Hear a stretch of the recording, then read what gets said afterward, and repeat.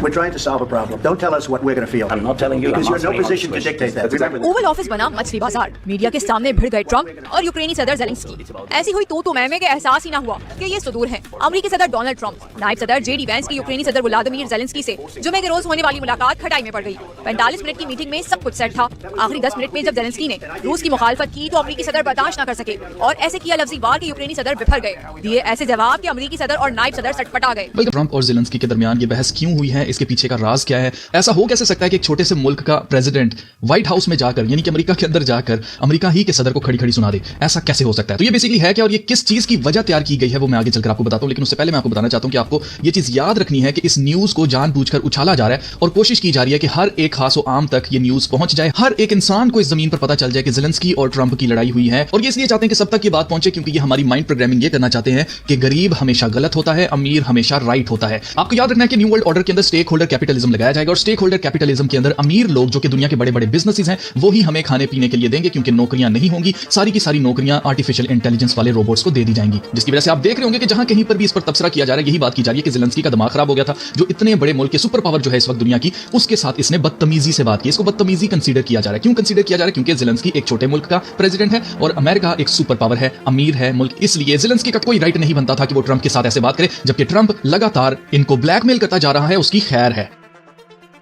अजीजों, आपको ये चीज बिल्कुल नहीं भूलनी है कि ज़ेलेंस्की एक एक्टर है जिसको इसकी परफॉर्मेंस के ऊपर ऑस्कर अवार्ड भी दिया जा चुका है। और आप नोट करें कि ज़ेलेंस्की इससे पहले कि प्रेसिडेंट बनता यूक्रेन का, ये एक एक्टर था और इसकी एक मूवी आई थी जिस मूवी के अंदर ये प्रेसिडेंट बन जाता है मुल्क का। और रियल लाइफ में भी ज़ेलेंस्की एक प्रेसिडेंट बना दिया जाता है यूक्रेन का। आप नोट करें कि सिर्फ ज़ेलेंस्की जो है वही एक्टर नहीं है, बल्कि हमें यह भी नहीं भूलना है कि ट्रंप इटसेल्फ एक सेलिब्रिटी है। ट्रंप भी एक एक्टर है जो कि बेशुमार डिफरेंट मूवीज के अंदर अपनी अपीयरेंस दे चुका है। फिर सिर्फ यही नहीं बल्कि आप देखें WWE के अंदर भी ट्रंप खासा इन था। जहां कहीं पर भी सेलिब्रिटीज होंगे वहां पर आपको ट्रंप जरूर दिखाई देगा। उसकी रीजन ये कि ट्रंप इटसेल्फ एक बिजनेसमैन और एक सेलिब्रिटी है। इसका अपना एक शो था जिसका नाम था द सेलिब्रिटी अप्रेंटिस। तो जी हां, जैसे कि आपको लग रहा है कि ये बेवकूफी की है ज़ेलेंस्की ने, तो जी हां बिल्कुल ये बेवकूफी ही है। लेकिन आपको ये चीज याद रखनी है कि ये दो एक्टर्स थे जो कि कैमरा लाइट एक्शन के सामने एक्शन कर रहे थे, एक्टिंग करके बता रहे थे कि हमारी आपस में फाइट हो गई है। आपको याद रखना है कि यूक्रेन और रशिया की जिस वक्त जंग शुरू हुई थी उस वक्त से मैं आपको कहता आ रहा हूं कि ये जंग सिर्फ एक ड्रामा है, क्योंकि war is a show business. जब तक कुछ दिखाई नहीं देगा तब तक चीज नहीं बिकेगी। यानी कि जंग एक शो बिजनेस है जिसमें दिखाया जाता है कि जंग हो रही है। इसके ऊपर एक मूवी बन चुकी है वैग द डॉग, उसके अंदर एक डायलॉग था, war is a show business. तो आपको याद रखना है कि ये जो कुछ भी हमें दिखा रहे हैं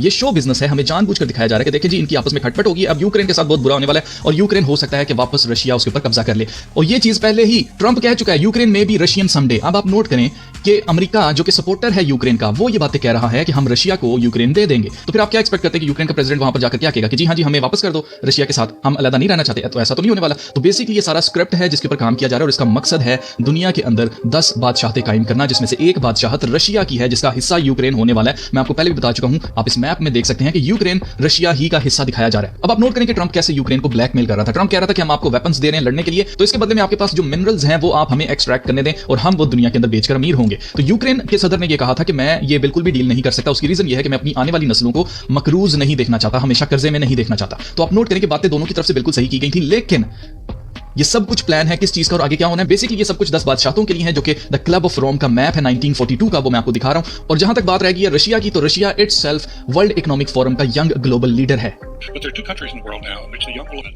Vladimir Putin and so on, they all have been young global leaders of the World Economic Forum. But what we are very proud of now is the young generation, like Prime Minister Trudeau.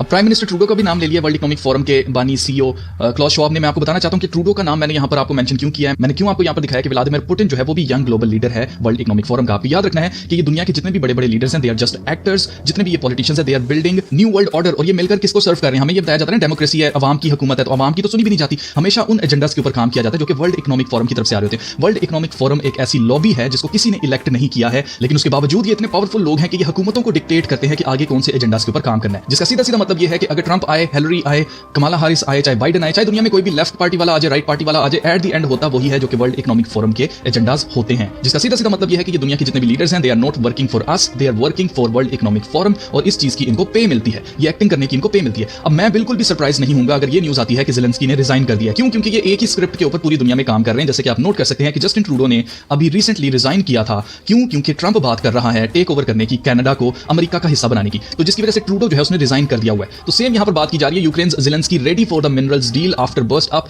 With Trump. यानी कि अब ये news आ रही है कि Zelensky राजी है Trump के साथ मिनरल्स की डील करने के लिए, लेकिन कोई फायदा होने वाला नहीं है। ये सब कुछ वजह बनाई गई थी ताकि अमेरिका जो है वो अपनी सपोर्ट यूक्रेन से हटा ले और उसके बाद क्या हो, रशिया इसके साथ वापस कोई डील कर ले या वापस यूक्रेन रशिया का पार्ट बना दिया जाए। अब आप यहां पर नोट करें, यहां पर पढ़ें, Ukrainian leader says he will resign if Kyiv is granted membership of NATO. यानी कि अगर यूक्रेन का कैपिटल कीव जो है वो नेटो का मेंबर बना दिया जाता है तो ये रिजाइन कर देगा, जिसका सीधा सीधा मतलब ये है कि ये रिजाइन करने का बहाना ढूंढ रहा है। मजीद रशिया के प्रेसिडेंट का, जो कि दो दुश्मन मुल्क हैं रशिया और अमेरिका, इनकी आपस में हमेशा टसल रहती है, लेकिन आप नोट करें कि रशिया का प्रेसिडेंट पुतिन, उसको बहुत फिक्र हो रही थी ट्रंप की कि ट्रंप जो है वो बिल्कुल भी सेफ नहीं है अमेरिका के अंदर, ट्रंप को अपनी सिक्योरिटी के ऊपर मजीद काम करना चाहिए। ये इतना उसका हमदर्द क्यों हो रहा था? इसीलिए हो रहा था क्योंकि ये सब मिलकर 10 बादशाहतें बनाना चाह रहे हैं पूरी दुनिया के अंदर। अजीजों, आपको याद रखना है कि बाबुल का बुर्ज वो बुर्ज था जो कि इंसानों ने मिलकर, जब सबकी एक ही जुबान होती थी, सबने मिलकर एक बाबुल का बुर्ज बनाने की कोशिश की थी ताकि वो आसमान पर चढ़ जाएं और कादर मतलब खुदा से जंग करें और जमीन पर हमेशा तक काबिज रहे। तो अब आप नोट करें कि वही टावर ऑफ बैबल जिसको खुदा ने लोगों को जुदा जुदा कर दिया था, खुदा ने अलग किया था लोगों को, उनकी जुबानें फर्क कर दी थी, लेकिन आप नोट करें कि ये दोबारा से वन वर्ल्ड ऑर्डर जो बनाया जा रहा है, दे आर रीबिल्डिंग बैबल 2.0,